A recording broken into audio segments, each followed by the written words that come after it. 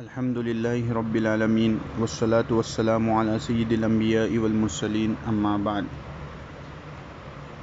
محترم حضرات، بچوں کی تربیت کے سلسلے میں ریکارڈنگز جاری ہیں۔ ایک سوال یہ پیدا ہوتا ہے کہ ہم اپنے بچے کو سب سے پہلے کیا چیز سکھائیں۔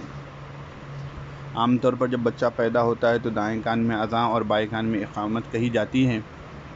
عام مسلمانوں کے گھرانے میں بچے کو جو ہے اللہ کہنا، کلمہ طیبہ جو ہے سب سے پہلے سکھایا جاتا ہے۔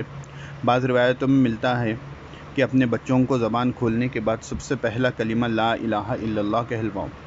علماء کرام اس حدیث کی تشریح میں لکھتے ہیں کہ اس حدیث سے معلوم ہوتا ہے کہ سب سے پہلے بچے کو کلمہ توحید لا الہ الا اللہ سکھانا چاہیے، اور اس طرح بچے پر ابتدا ہی سے واضح کرنا چاہیے کہ عبادت کے لائق، شکر کے لائق، تعریف کے لائق صرف ایک ذات ہے، وہ اللہ تبارک و تعالیٰ کی ہے، جس نے ہمیں پیدا کیا اور ہمارے ماں باپ کے دلوں میں ہمارے لیے شفقت کو بھر دیا۔ یہی توحید کی بنیاد ہے۔ اگر یہ ابتدا سے مضبوط ہو تو انشاءاللہ آخر تک مضبوط رہے گا۔ حالت کیسے بھی آن دو، بچہ جو ہے اس پر مضبوطی سے قائم ہوگا کہ مجھے نفع پہنچانے والا، نقصان پہنچانے والا صرف ایک اکیلا اللہ ہے۔ اور یہی نصیحت اللہ کے رسول صلی اللہ علیہ وسلم نے حضرت عبداللہ بن عباس رضی اللہ تعالیٰ عنہ کو کی تھی جب وہ بچے تھے، کہ اس میں فرمایا تھا کہ جو ہے ساری دنیا مل کر جو ہے تمہیں نقصان پہنچانا چاہے تو اس سے زیادہ نقصان نہیں پہنچا سکتی جتنا اللہ نے تمہارے مقدر میں رکھا ہے، اور ساری دنیا مل کر تمہیں فائدہ پہنچانا چاہے تو اس سے زیادہ نہیں پہنچا سکتی جو اللہ تعالیٰ نے تمہارے مقدر میں لکھا ہے۔